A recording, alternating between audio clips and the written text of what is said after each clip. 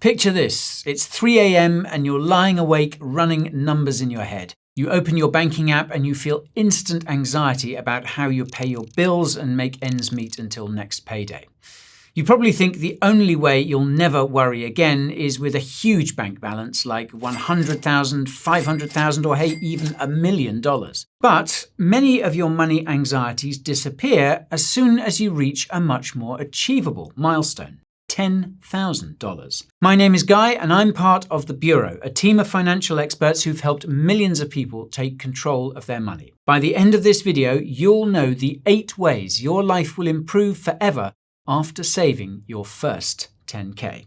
Okay, I want to kick this off with some pretty eye-opening stats. In a 2025 survey of 1,000 full-time workers, 67% said they were living paycheck to paycheck, up from 63% the year before. So put differently, most families have almost nothing left at the end of the month. For many people, financial stress is just part of day-to-day life. And even if you're getting by comfortably month to month, that only really works when everything is running smoothly. The minute something goes wrong, you quickly realize that with almost none of your income left over, you haven't built an emergency fund. Now, for anyone unsure, an emergency fund is a cash buffer you put aside for, well, emergencies. Without it, there's no way to cover an unexpected bill without taking on debt.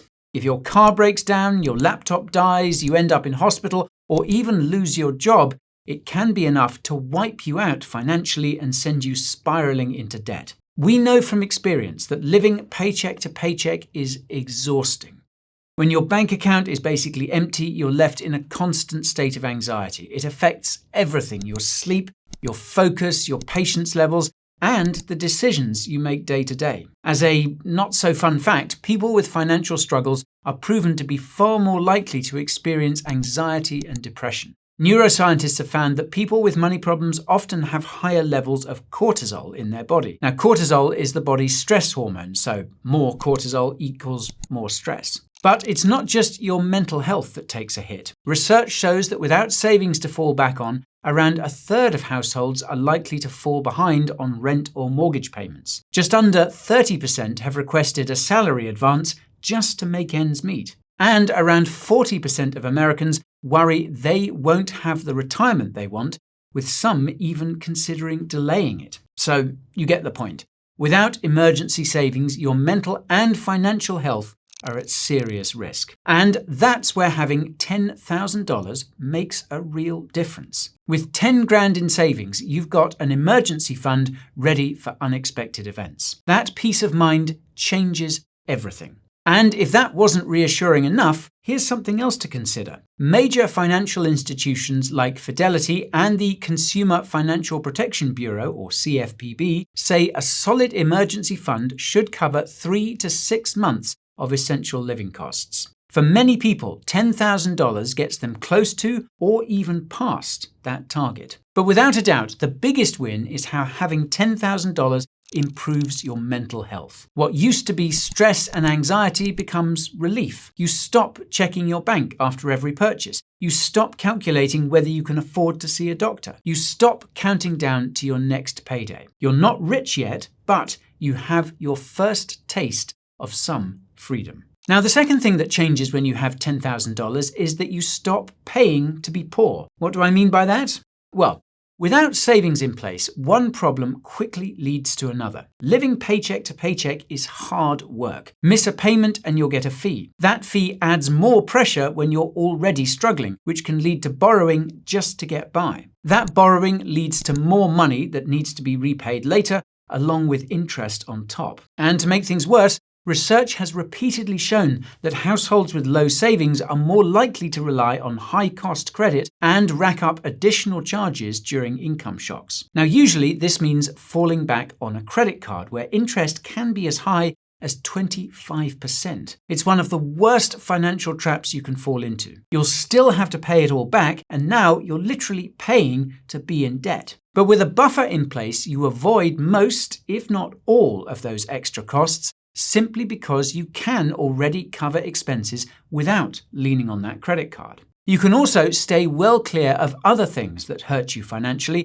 high-interest borrowing, overdraft fees, late fees, and perhaps worst of all, payday loans. These are bad options at the best of times, but with 10K available, there's really no reason to even consider them. But even if you do use a credit card, it'll only be to pay for a large expense you've already planned for. Maybe it's an all-inclusive holiday somewhere nice, maybe you splash out on decorating your home, or maybe you and your partner finally decide to tie the knot. Whatever it is, the point is you're not forced into using credit out of necessity. You also won't be under pressure to make suboptimal decisions. People without emergency funds often panic and make choices that cost them serious money. The pressure forces their hand and they sell assets at the worst possible time, losing years of compounding interest. What might have been a few $100 bill can end up costing tens of thousands in future returns. Or they make other poor decisions like accepting expensive borrowing terms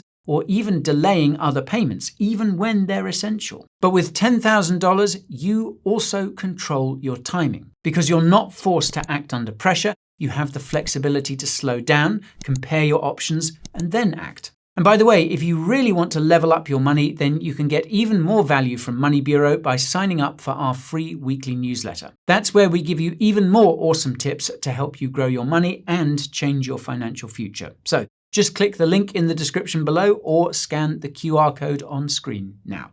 Okay, now when you're sitting on $10,000, the third change you'll notice is your confidence, especially in your financial abilities. To be clear, saving $10,000 is a modest target that pretty much anyone can achieve. But that doesn't make it any less impressive a milestone. And it's not even about the number. It's that you've proven to yourself that you're not bad with money. Reaching $10,000 doesn't just happen because of one good decision. It happens because you consistently make the right financial choices over and over, letting your money grow.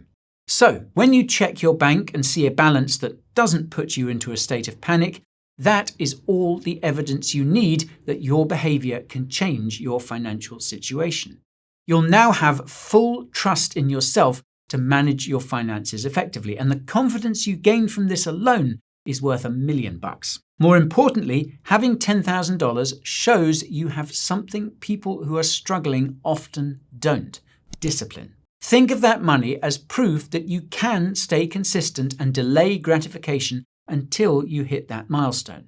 In other words, you didn't just reach 5K, spend it as a reward, and tell yourself you'll replace it later. Many people assume that they're just bad with money after a few setbacks. They scramble to cover a $1,000 home repair or a $400 medical bill, convincing themselves there was nothing they could have done to be prepared. Well, newsflash, there's almost always something they could have done.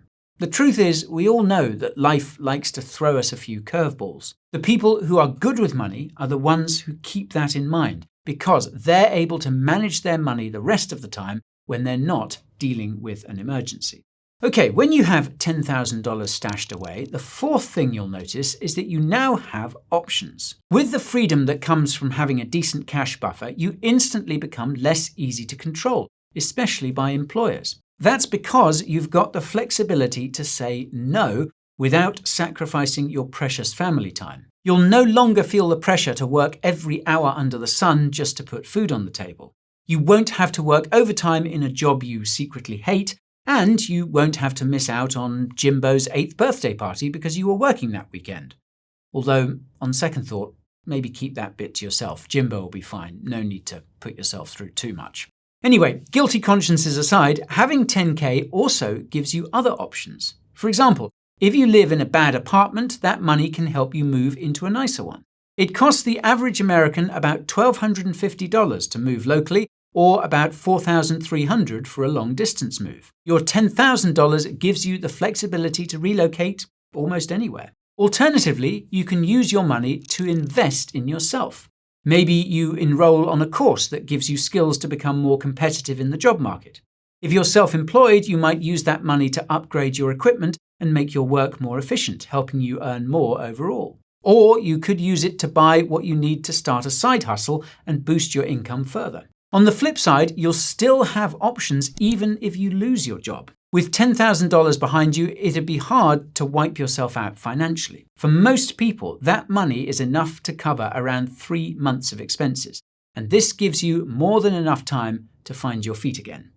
With that said, the fifth thing that changes when you have $10,000 is your relationship with money. And this is where there's a warning, because that relationship doesn't always change for the better. A dangerous trap many people fall into is lifestyle inflation, and you might not notice it right away. For context, lifestyle inflation, also known as lifestyle creep, is when you earn more money and end up spending more as a result. Whether you've had a pay rise or built up a decent savings pot, it's easy to feel like you're ahead, and in many ways, you are. So you start treating yourself to the occasional upgrade here and there. Maybe you upgrade your phone to the latest model, or start eating at fancier restaurants, or buy a new car. These all feel like things you deserve. You put the work in, and now you want to reward yourself for it. But lifestyle inflation is dangerous because you often end up increasing your outgoings by about the same amount as what you've gained. So if your salary has been bumped up by, say, $300 a month, you treat that $300 as extra income to spend.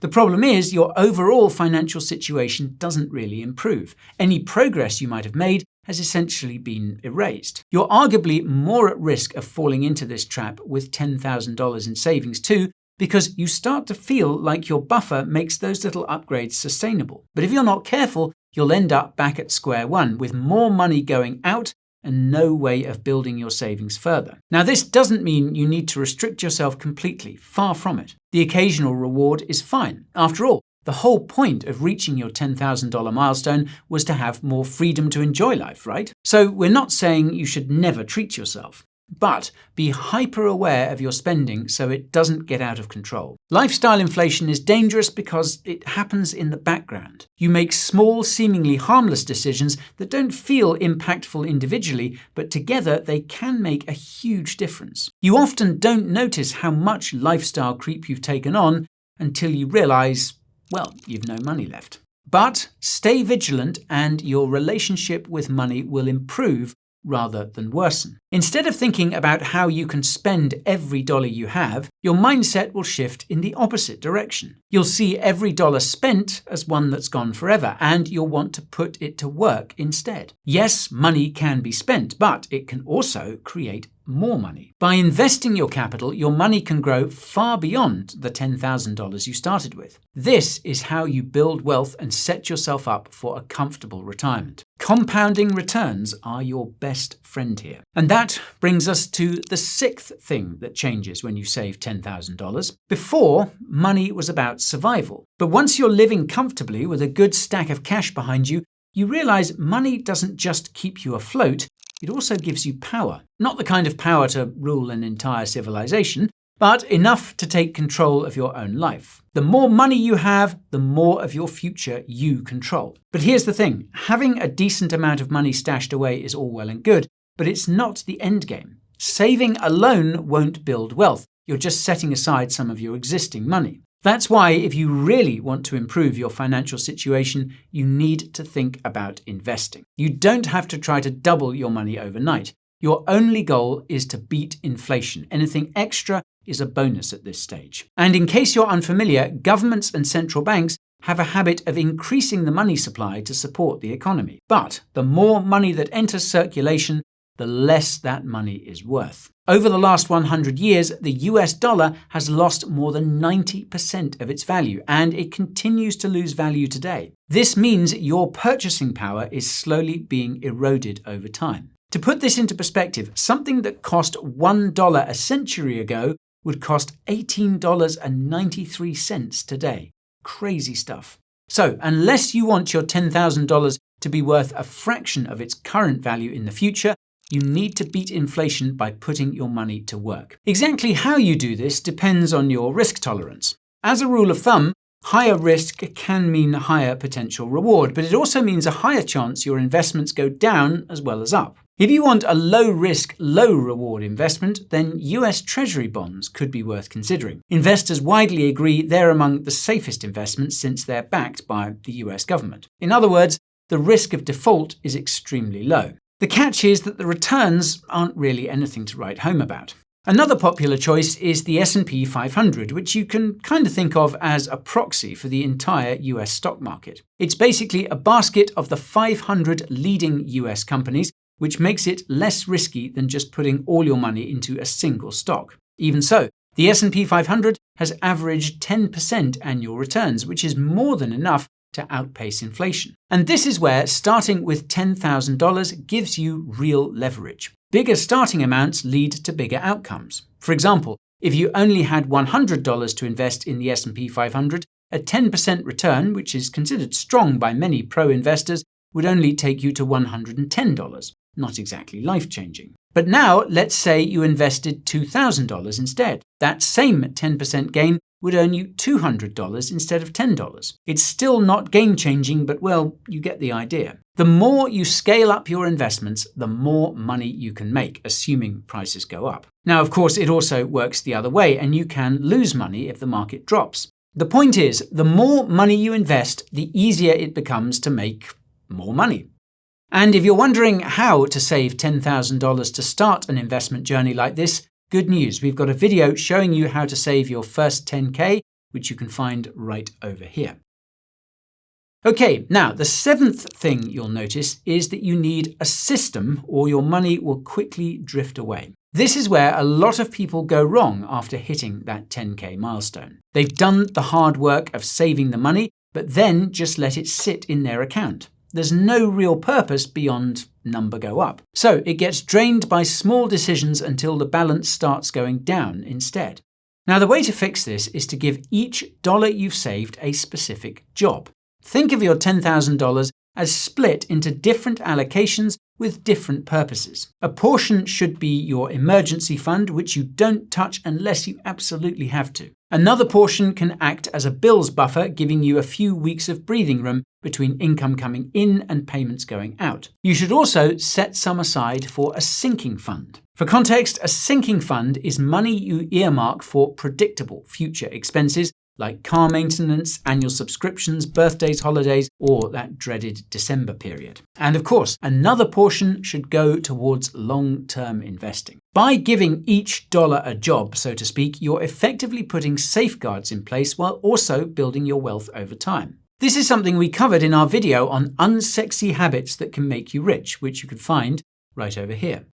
And yes, a small amount can be used for guilt-free spending. By setting aside some money for things you enjoy, you're able to control your spending instead of spending like it's going out of fashion. You'll still enjoy life, but without the stress afterwards. So, decide in advance what you'll spend it on, spend that amount, and then leave the rest of your money alone. And this brings us to the eighth thing you'll notice after saving $10,000, and it's perhaps the most obvious. With a solid chunk of change at your disposal, the future looks much brighter. First and foremost, you're no longer starting from zero. You're not in that constant state of money anxiety I mentioned earlier. Your immediate worries are covered and you can focus on what you want out of life. If that means spending more, you can do so without the guilt you'd feel without $10,000. And there's nothing wrong with making life feel more rewarding. However, the key is to spend in moderation. Remember what we said earlier about lifestyle inflation. Ideally, you should aim to always keep your $10,000 available. So, if you're planning to go on a holiday that'll cost $3,000, then try to have $13,000 in savings first. That way, you won't be undoing your progress. The good news is that saving that bit extra should be fairly easy. Believe it or not, the hardest part of saving money isn't adding to the pot, but building it in the first place. For most people, saving that first $1,000 is the hardest part. That's because it requires tough lifestyle changes and discipline to put in place. But by this point, those habits have become muscle memory. You'll already have the skills you need to build your savings pot, and adding a few $1,000s will feel like a much smaller task than what you've already achieved. And now that you know how to save, you can set your next target. Bigger goals like $50,000 or even $100,000 are now within reach, even if they once felt unrealistic. Or you could aim at something else. Maybe that's investing for long-term growth, paying off debt, or funding a career change. Whatever you choose, the point is that $10,000 gives you the power to make big choices about your financial life. And now, any goal you set feels achievable.